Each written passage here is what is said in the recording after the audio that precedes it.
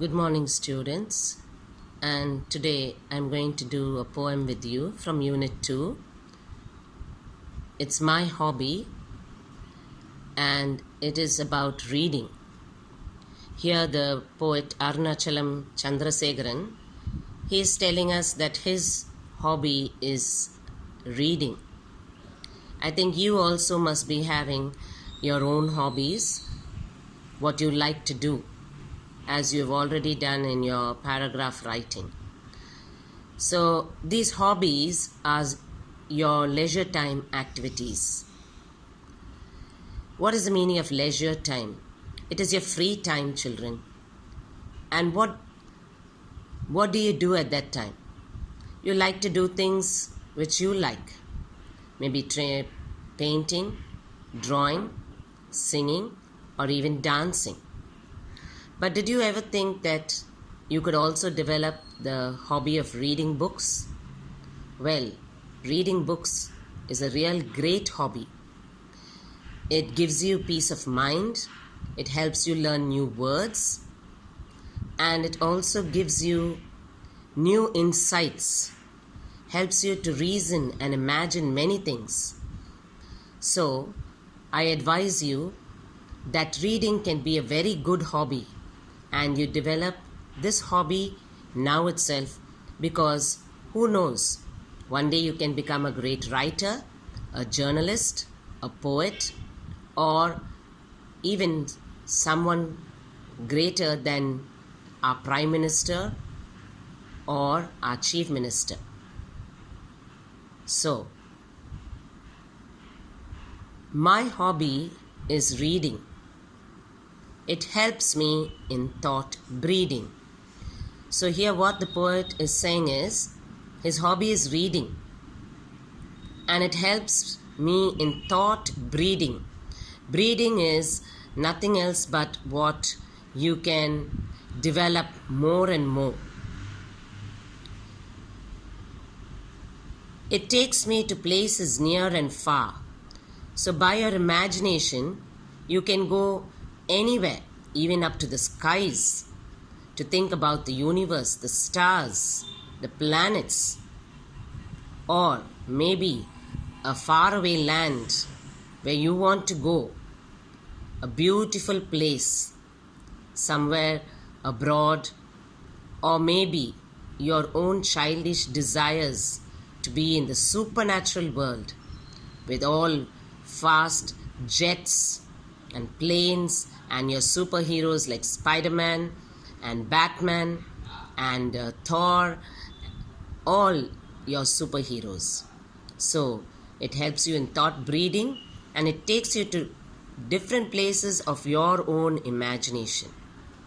It keeps my rational doors ajar. Rational doors ajar means that your thoughts, your reasoning, it opens your mind to reasoning so that you can think for yourself and make decisions also. It teaches me to cackle and cry. So to cackle and cry is to bring out your best emotions. Cackle means you're laughing. When you're happy, you cackle and you laugh, you giggle. And sometimes when you're sad also, when you're in deep thought, you have sad thoughts in your mind, so you feel like crying. Without wings, it lets me fly. See, I told you, this can take your imagination far away. So even without wings, like if you want to be a butterfly and fly around the beautiful meadow with beautiful flowers, you can become a bee through your thoughts and fly everywhere. Or you can think you're an angel flying up to the sky, or you can think you're an aeroplane. So it helps you, even though you don't have wings, in your wishes and in your dreams you can start flying. If all the children could read in constructing a vigorous society, then we shall succeed. So the poet, finally he tells in the last 4 lines, he's saying, I wish if all the children could read. So if you could read, You can start constructing your own sentences. You can start writing your own thoughts, and you can convey those thoughts to the beautiful society around us. You can see many things going on in the world today in the news. Sometimes you feel why these things are happening. You feel like asking people questions. Okay? And you are the children of tomorrow. So when you read, when you listen, you should put it down in words, and then you can ask people, and thus create a vigorous society means a very active and strong society. Okay? So by conveying your thoughts to others, you will start waking up the people who are doing things which is not right, and then we shall succeed. So in whatever way we are trying to move on in this world, definitely in constructing our thoughts and words, we can succeed and help our dreams come true.